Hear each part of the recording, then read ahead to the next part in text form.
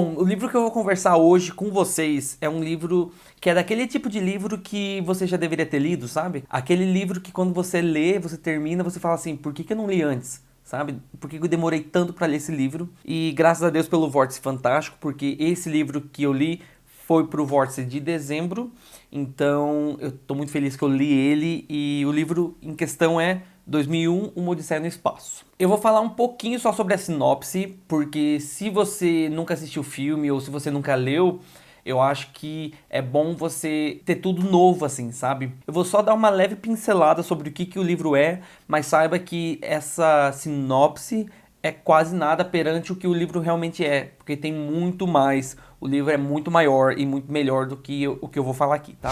Bom, eu posso separar o livro basicamente em duas partes. A primeira, lá na época dos homens macacos, lá na pré-história, quando os homens macacos eles encontram um monolito, que é um negócio preto assim, ó, parado na Terra, né, no caso. E eles acabam ganhando inteligência, porque antes eles eram meio burrinhos e eles estavam entrando em extinção, porque tipo, eles não conseguiam sobreviver. E com a inteligência que eles ganharam por causa disso, eles conseguiram aprender a sobreviver, a fazer arma e a poder se defender. E basicamente isso é a primeira parte. A segunda parte já é em 2001, né? Já é anos depois. A gente acompanha um grupo de astronautas que eles vão para a Lua e eles acabam encontrando o monolito lá também. E basicamente é assim que se desenvolve depois disso. A parte dos homens macacos é bem pequena e a maior e a grande parte do livro é com os astronautas que, né, a odisseia que eles vão fazer no espaço. O livro ele é muito maior, como eu falei, essa sinopse é apenas uma base. E o livro ele vai falar bastante sobre inteligência, sobre a existência humana, sabe, a existência nossa como humanidade. Também vai falar sobre tecnologia com o robô lá, o HAL 9000, né? Que se você conhece, já assistiu o filme, você sabe, né? Ele é bem conhecido, bem famosinho. Vai falar também, claro, sobre vida fora da Terra, porque a gente vai ter uma odisseia no espaço, então, né, é muito maior do que a gente vê. E com certeza vai falar sobre a imensidão do espaço, né, do universo, como o universo ele é enorme e vasto e, enfim, é basicamente isso o que o livro fala e você tem que ler. Bom, eu queria comentar alguns pontos que eu acho bem interessante, tanto para falar sobre o livro quanto para tentar te ajudar a você, se você por acaso quiser ler uma ficção científica e não sabe por onde começar ou não sabe qual começar, eu queria falar um pouco sobre ele. E eu vou parar de segurar que tá doendo.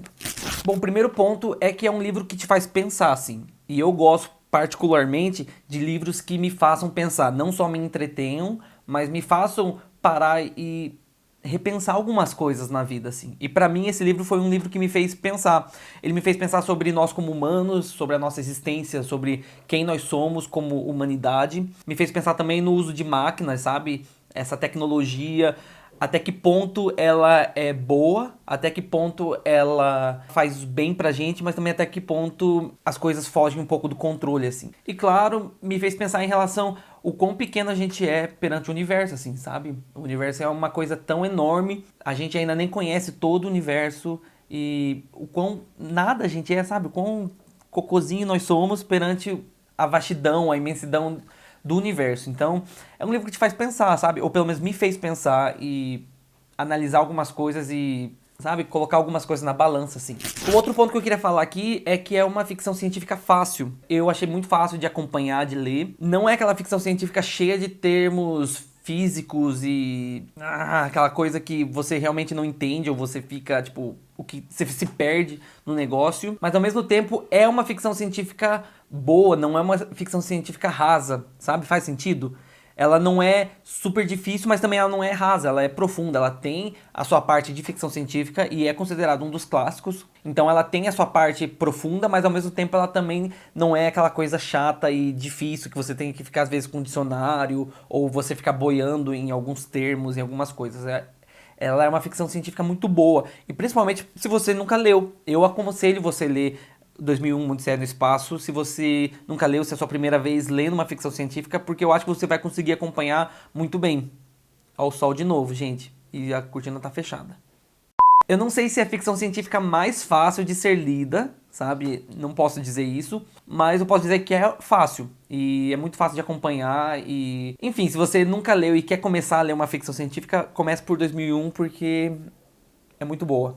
Mais um ponto que eu queria falar aqui é em relação à edição física mesmo, sabe? Essa edição é da Aleph e ela é bem bonita, então assim, ela tem a capa, tá? Isso aqui é um box, uma capinha de papelão, e daí tem um livro, o livro ele é todo preto, ó, o corte é bonito também, é todo bonito, isso aqui lembra muito o Monolito, né? Que a história basicamente gira por causa disso. E nessa edição também tem alguns materiais complementares que ajudam bastante no entender da história e principalmente se você não sabe, o livro foi escrito junto com o filme. Então o roteiro do filme foi escrito junto com o livro, os dois se complementam assim, não foi o livro que originou o filme, nem o filme que originou o livro, foi os dois juntos assim. Então tem algumas coisas que são boas pra gente entender. Quem ficou com a parte do roteiro do filme foi o Stanley Kubrick e quem escreveu o livro foi o Arthur C. Clarke.